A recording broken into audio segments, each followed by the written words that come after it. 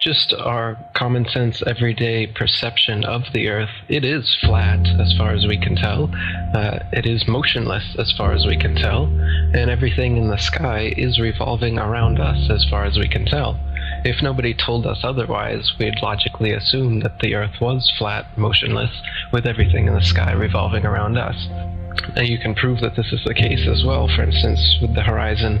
As you rise up, no matter how high you go on the top of Mount Everest, or if you go in a balloon higher and higher, we've gotten independent balloons have gone up with cameras, the horizon remains flat all the way around and rises to the eye of the camera all the way up, totally flat, and rises to the eye of the observer.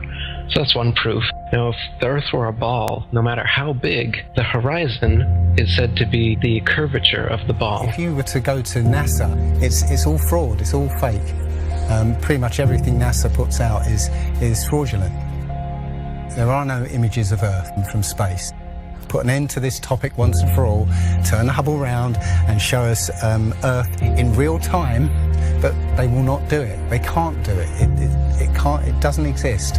It literally doesn't exist.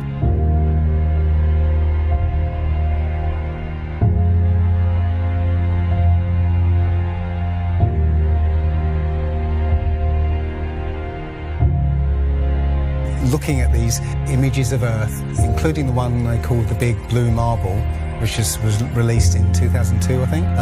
Zoom into it with Photoshop, you'll see where they've used the clone tool in Photoshop to take a picture of one of the clouds and stamp it in various places around the picture.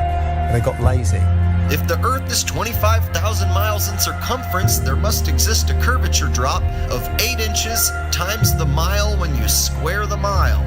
1 mile means there should be an 8-inch curvature drop. 2 miles, 2 times 2 times 8 is 32. That's 32-inch drop. 3 miles would be a 72-inch drop. And this would exponentially continue. Here's the longest bridge in the world.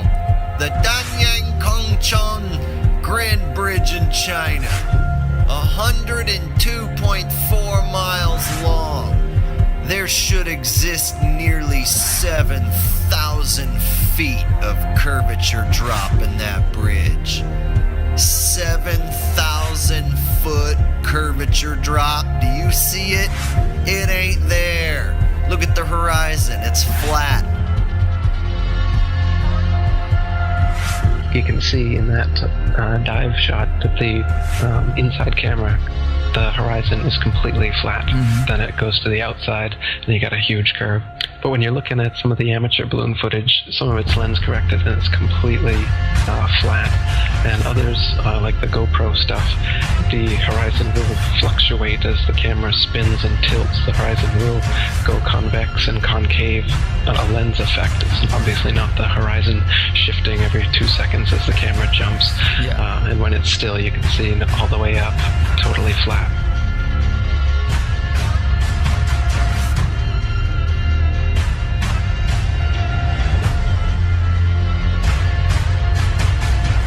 NASA is essentially Hollywood, and all the images that you think you've seen of a spinning ball Earth are faked. And all the amateur balloon and rocket footage that we've sent up there shows a flat horizon that rises all the way up. And that's impossible on a ball.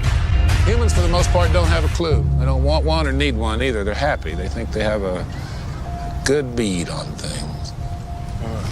But why the big secret? People are smart. They can handle it. The person is smart. People are dumb, panicky, dangerous animals, and you know it. 1,500 years ago, everybody knew the Earth was the center of the universe. 500 years ago, everybody knew the Earth was flat. Imagine what you know tomorrow.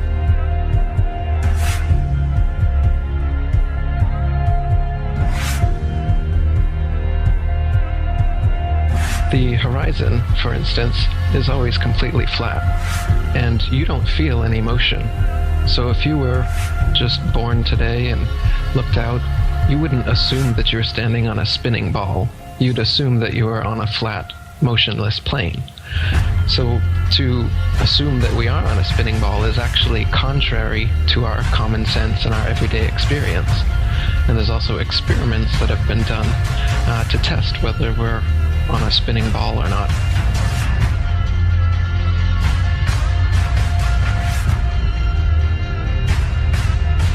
My question was, why, if it's a flat Earth, why couldn't you stand on the coast of California with a telescope and see Japan or Hawaii or something? And I think you know the answer to that. I'll let you answer that. Yeah. You can't see an unlimited distance. The lowest layer is the densest and not transparent. So if you imagine like a hot, humid day, the haze over a road, all telescopes will eventually blur out in that same kind of way due to the air. So no, you can't see an infinite distance. Is the Earth flat or round? It's round. Okay, now let's see. How do we go about proving that? Go to the seashore. Go to a seashore. Watch as ships sail away. They don't disappear all at once. No, first, the bottom will disappear. See, the bottom of the ship is gone. Now we can see midway up, and then the whole thing disappears. Now, ships came back. They didn't fall off the table. So people realized that the world is curved. I mean, it's a big curve, but it's curved. So, the process of testing claims, the world is flat, the world is round, is what we call science. Now, if you have a claim that can't be tested, that's what we call pseudoscience. Extraordinary claims require extraordinary proof. Extraordinary claims require extraordinary proof. Boats don't disappear over the curvature of the horizon. Boats disappear due to perspective. All you have to do is go to the beach, watch a boat disappear from your eye, and then whip out your telescope, your binoculars, or your high-powered zoom on your camera, and you can pull the entire boat right back into view. Whole mass and all. Yeah, that's right. You think the boat disappeared? Just whip out your telescope, your binoculars, or your zoom camera. You bring the entire boat back into view, completely debunking everything Coy just told you.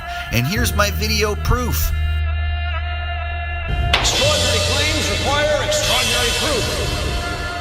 Imagine that. You can debunk the curvature of the Earth yourself with just a simple zoom on your camera. Bye-bye, little boat. The flat Earth? Well, that didn't stand up to tests. The round Earth did. And you guys, come on. Everybody watches newscasts. You all use mobile phones. You all see airplanes fly around. You all go to see Ed Sheeran in concert one day in London, another day in Melbourne, Australia. This all depends on our fundamental understanding of the size of the Earth and its shape with extraordinary precision. What the fuck did you just say? The way we teach science is you're just some empty vessel and we pour the science into you and then you regurgitate it on an exam. Because Earth